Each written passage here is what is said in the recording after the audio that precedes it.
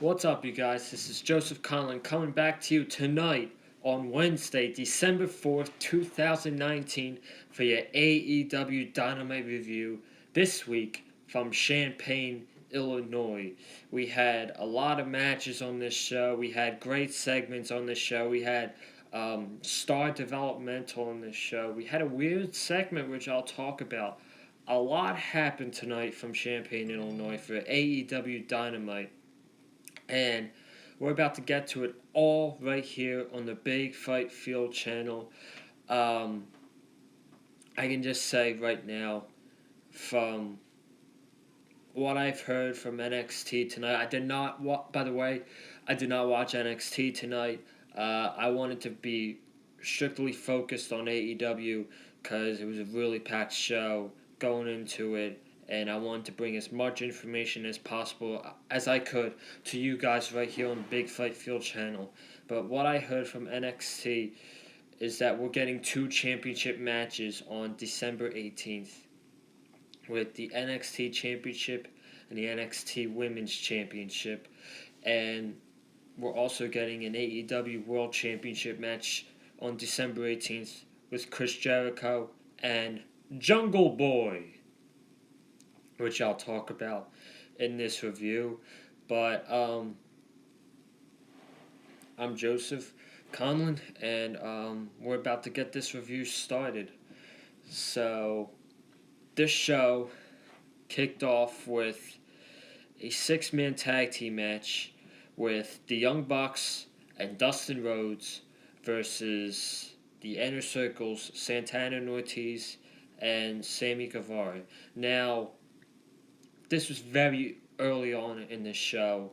Um, we had audio issues with like volume and like commentary getting cut off, and it was very weird, strange. The music was very soft as well, and I didn't really like that. And it followed into the second match too, which I'll talk about. But I mean, they got the one thing they gotta do is like they gotta stop with like all these technical difficulties. Like they've had it on AEW Dark sometimes where they don't air the show at like 7 o'clock. It airs at 8 or 7:30 or 7:20. They gotta stop with that. And then we got this issue, which was not cool. But despite all the audio issues, we still got a what I thought was a great six-man tag team match with the Young Bucks and Dustin Rhodes versus the Inner Circle. Um, Dustin Rhodes, man. Dustin Rhodes is ageless. He's unbelievable. Um, let's just talk about that gear he had. He had the Young Bucks gear on tonight with the polka dots on his ring gear. I absolutely loved his gear tonight. I thought with the polka dots on it was a honor to Dusty, his father, and we all miss Dusty, and it was a great honor to him wearing the polka dots on his attire. But I mean, this match was fire. Honestly, this was great. A great way to open up the show. And I knew when they were. I thought this would kind of be like in the middle of the show, but with them losing the ratings and like people criticizing AEW last week, they wanted to come out with one of the top matches of the night. And did it surprise me that this match started the show tonight? Absolutely not. Absolutely not. And these six men delivered. Um, the ending of the match was um, Nick Jackson on the top rope, and uh, he gave it. I forget what he did to Sammy Guevara, but Matt Jackson and Dustin Rhodes had Santana and Ortiz up for the Melter Bomb position, and Nick Jackson hit a double Melter Bomb and covered Sammy Guevara. 1, 2, 3. The Young Bucks and Dustin get the victory over the Inner Circle in a great way to open up the show in AEW Dynamite. This was great. The crowd was The crowd was hot for this match. It was just a great way to kick off the show.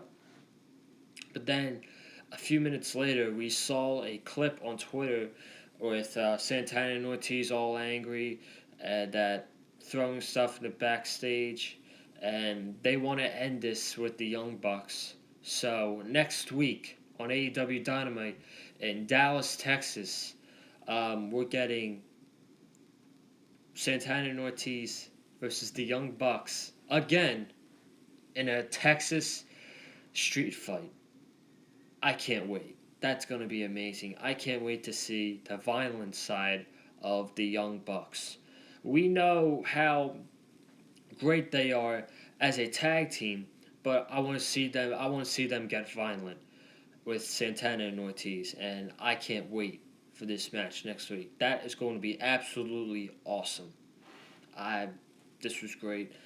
And then we got into Ray Phoenix versus Trent. Now, again, this was a really great match. We had audio issues once again. Um, we could definitely hear the commentary in this match, but it definitely sounded like the crowd got muted.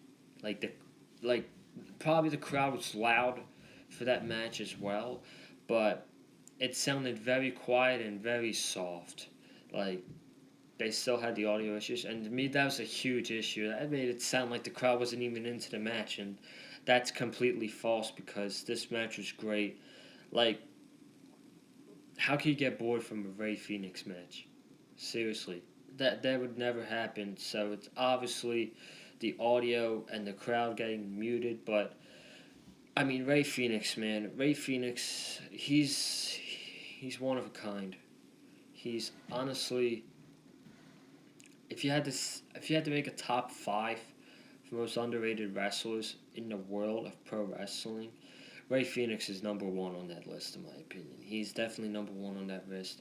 Um, if they broke up, like I'm not saying they should do it now, but in the future, if they broke up Pentagon and Phoenix, I would like to see both of them compete in the main event picture for the AEW World Championship. Can you imagine one day if we get Pentagon Jr. versus Ray Phoenix headlining a AEW pay per view for the AEW World Championship? You know how awesome that would be. That'd be absolutely amazing, and that would probably be a instant classic. That's definitely a dream match too. Pentagon Jr. versus Ray Phoenix, but um, Ray Phoenix gets the win. Kind of set up Trent with like a muscle buster into like a Kenny Omega's One Winged Angel for the 1, 2, 3, and then I didn't like this part that much. They went to commercial. They had the split screen of Ray Phoenix and Trent. Trent wanted to shake hands with Ray Phoenix, but Phoenix pushed Trent, and then Trent pushed Phoenix, and then they started brawling, and Chuck Taylor was trying to separate them, and the ref was separating Trent, and then Trent went back to attack Phoenix, and Phoenix went back to the locker room. I felt like they should have shown that on live television and not on the commercial split screen. So that's just my opinion on that. And we're probably bound and determined to get another match between the Lucha Brothers and the Best Friends, considering what happened tonight at at Dynamite. And it very well could be a number one contenders match for the AEW Tag Team Championships. Um, we'll see what happens when the power rankings come out on Friday, but that was Ray Phoenix versus Trent. Great match. Ray Phoenix wins. We then had Cody. We had Cody come out, cut another incredible promo. In 2019, Cody Rhodes is the king of promos. That's a fact. So we had Tony Schiavone in the ring saying it's been a few rough weeks for Cody with the portrayal of MJF at Full Gear, the attack last week on Dynamite between Blade Butcher and Bunny, We all know about that. But Cody went in and said, he talked about the Blade, the Butcher, and the Bunny first. He said, I've seen them in Beyond Wrestling and Bar Wrestling, and all they had to do was walk in and ask for a match, and Cody would have given it to them. But now they started a war, and Cody wants a match with with the Blade and the Butcher, and he doesn't care who his tag team partner is. So later in the night, we find out that next week on Dynamite, it's going to be Blade and the Butcher making their debut against Cody Rhodes and QT Marshall.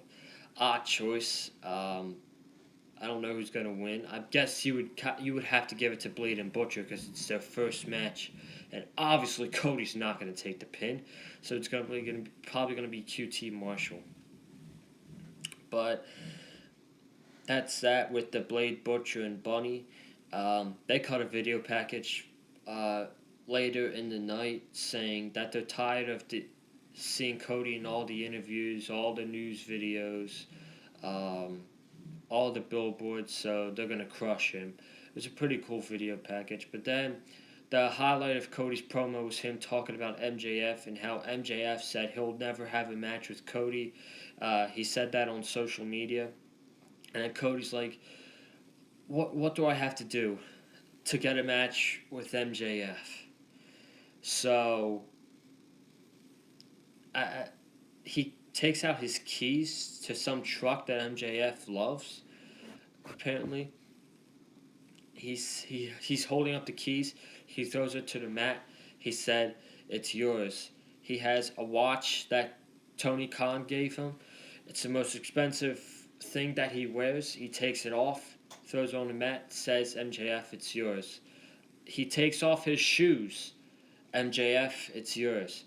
He has Justin Roberts bring in a huge briefcase, and inside the briefcase is 50 grand. 50 grand inside the briefcase. He said, "This is not fake money. This is real money." He takes out 100. He gives the 100 to Justin Roberts. He said, "Go give the little boy in the front row that $100. Great move from Cody Rhodes right there. That's what makes people love Cody Rhodes, and he's one of the most respectful people in the business. He's one of the more nicer people in the business. I've never met the man before, but just seeing him interact with people in interviews, he's probably one of the most nicer wrestlers in the entire wrestling business.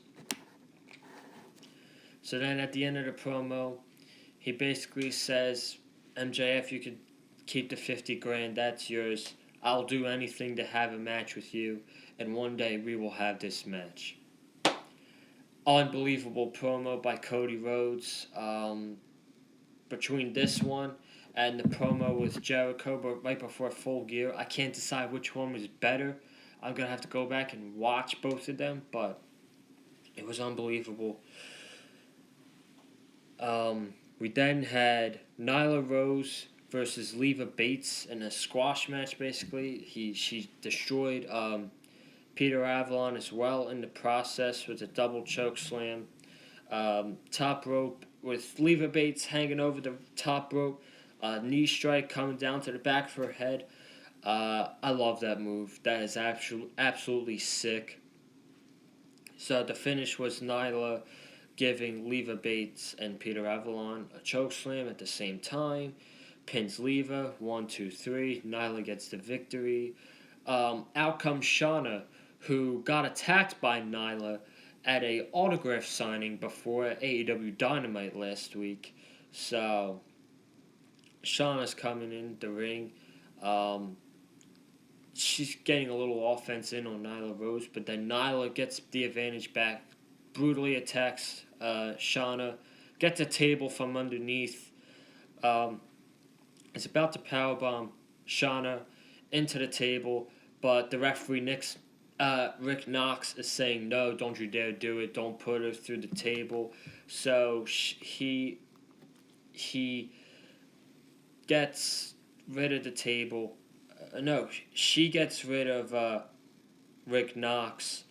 I'm sorry. She gets rid of Shauna, and she power bombs Rick Knox through the announcer's table instead, and then she powerbombed Shauna on top of Rick Knox, and then you got Britt Baker at ringside with her hands over her mouth like this. That was an LOL moment. Obviously, probably a repeat from TakeOver, but this was pretty good. Sooner rather than later, we're probably going to be getting Shauna versus Nyla Rose.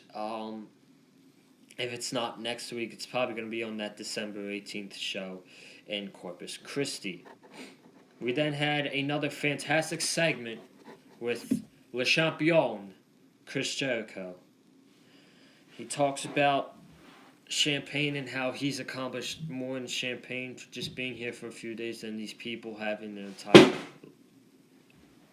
Something fell. He was talking about him having better success in the State Farm Center in Champaign, Illinois than the people have inside the arena in their entire careers. I LOL that. Then Jericho was told he said AEW told him that he has to have one more match. Going back to the Christian Randy Orton feud.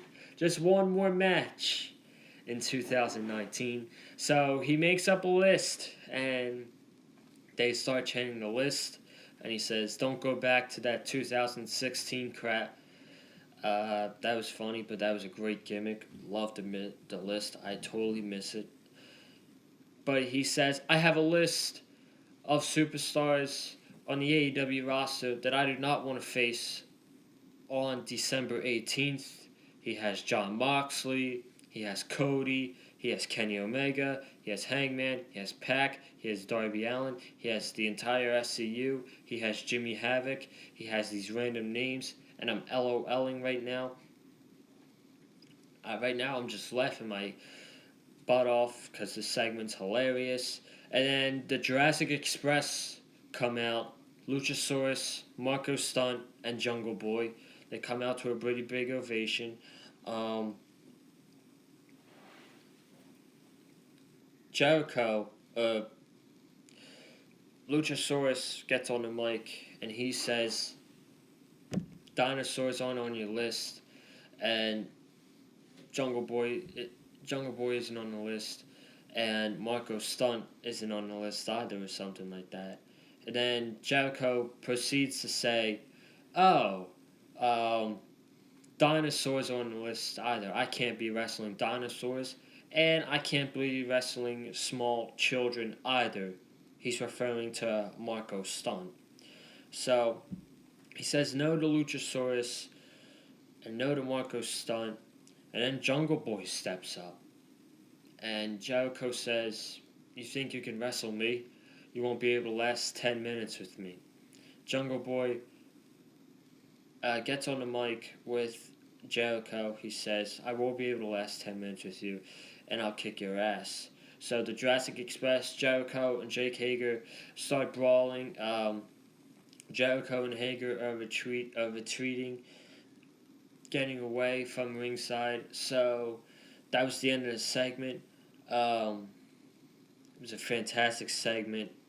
Jericho was the GOAT, and in my opinion, he's really close to being the superstar of the year, at least the male superstar of the year for 2019.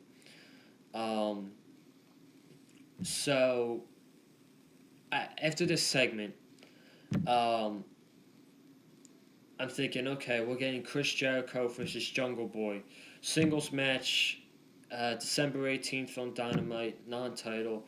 So then I find out on Twitter that apparently Chris Jericho versus Jungle Boy is for the AEW Championship. I'm like, whoa, this is going to be huge. And Jungle Boy is going to get more over on December 18th than he is now. I can't wait. I absolutely love Jungle Boy. He's one of my favorites in AEW, and it's probably going to be a huge moment for him. Facing Chris Jericho in the main event of Dynamite for the AEW World Championship. That's gonna be a great match. That's gonna be awesome. It's gonna get Jungle Boy over, man. It's really gonna get Jungle Boy over. I gotta hurry up here. We had Chris Statlander versus Hikaru Shida. Um, I tweeted out earlier that Chris Statlander is officially one of my favorites in AEW. Though at least the women's division. She's my favorite women's wrestler in AEW right now. She's fantastic. She's got great wrestling ability. She's got charisma. Um, she had a pretty good performance last week, but tonight she hooked me, man. She got me hooked to her, and I'm a huge Chris Statlander fan, and she's a future AEW Women's Champion. Hikaru Shida, she's a great wrestler as well. She had herself a pretty fine match with Chris Statlander, but Statlander gets the upset over Hikaru Shida, and I'm psyched. And I'm shocked at the same time because Hikaru Shida's number one in the AEW women's rankings. And I'm like, isn't Hikaru Shida the number one contender? So I guess she's no longer the number one contender. But I mean, that was a really, really great match between Chris Statlander and Hikaru Shida. Probably one of my favorite women's matches on Dynamite so far, if I'm going to be honest. Actually, I'll say it's my favorite. It's my favorite women's match on Dynamite so far. But then we had Brandy Rhodes come out. She had an explanation. She's had her own cult. She gets on the mic with Chris Statlander. Chris wasn't talking, but she says, "You can join the cult. You can join me and Awesome Kong as we tear the AEW women's division." And this random lady in the crowd, she's a fan, I think. I don't know if this is a work, but we'll just say she's a fan right now.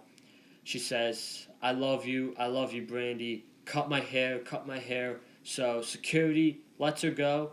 They bring her up to the ring apron, and Awesome Kong is literally cutting her hair off, and she's smiling. It was weird, but I liked it at the same time because number one, this reminds me of the Straight Edge Society with CM Punk. But two, this also reminds me of kind of like oh my god, I can't speak. Witchcraft.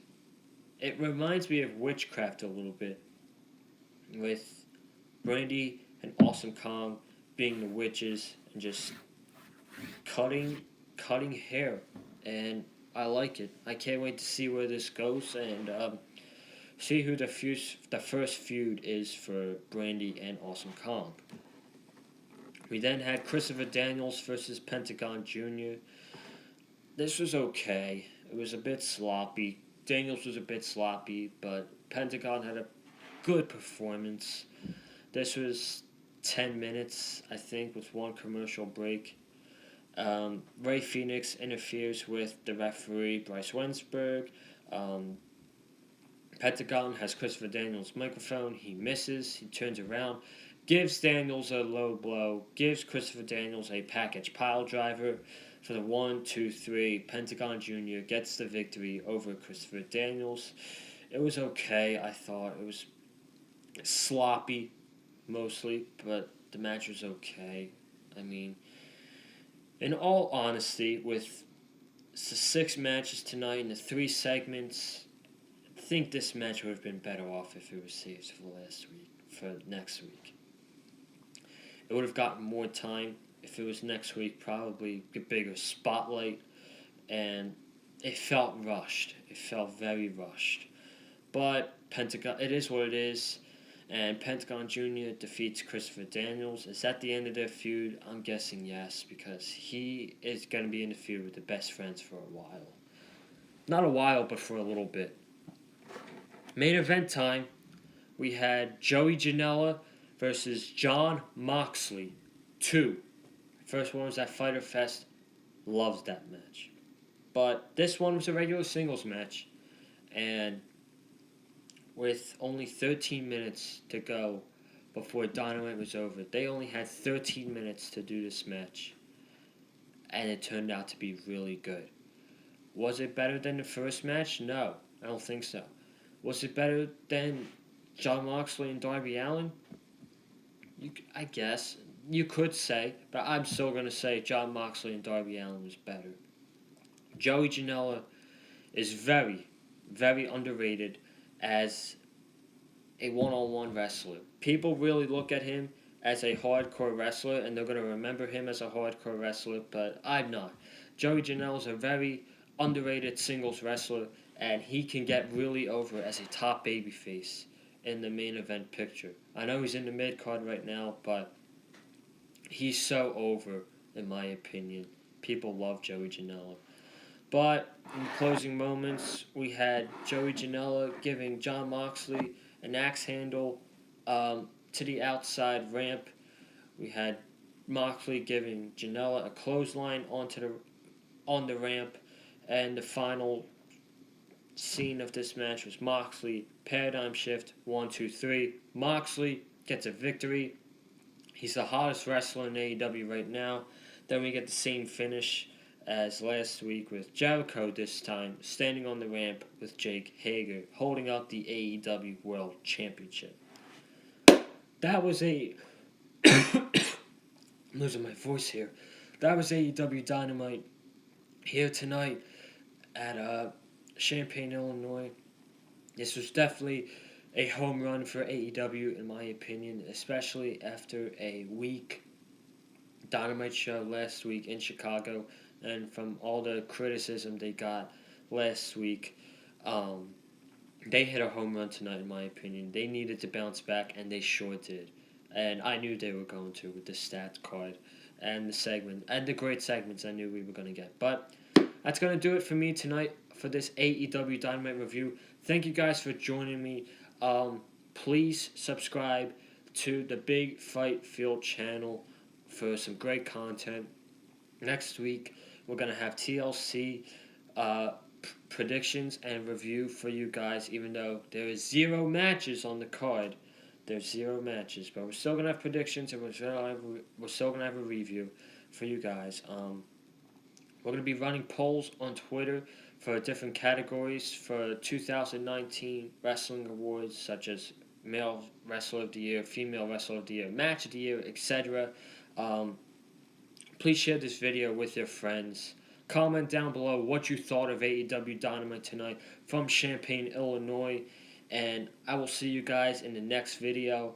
I'm pretty busy with schoolwork right now, so I might not be able to do NXT this week if I have schoolwork tomorrow night.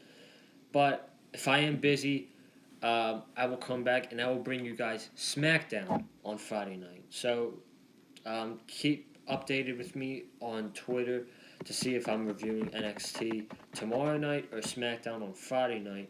But besides that, have a great night, guys.